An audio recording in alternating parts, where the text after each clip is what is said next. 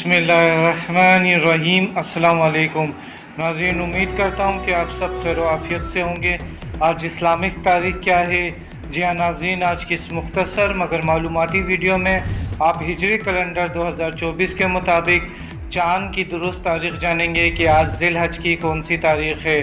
Video में आगे बढ़ने से पहले हमारे चैनल को इसी तरह की मालूमाती वीडियोस देखने के लिए सब्सक्राइब कर लें, क्योंकि इस चैनल पर रोज़ाना चाँद की तारीख से मुतालिक वीडियोस अपलोड की जाती हैं। जैसा कि हम सभी जानते हैं कि ये ज़िलहज का महीना है, जो कि इस्लामी कैलेंडर के मुताबिक 12वां और आखिरी महीना है।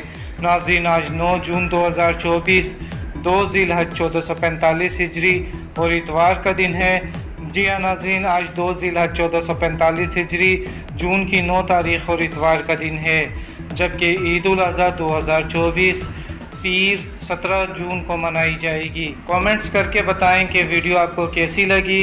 वीडियो पसंद आए तो इसे लाइक करके शेयर करें। अपना ख्याल रखिएगा। अल्लाह हाफिज़।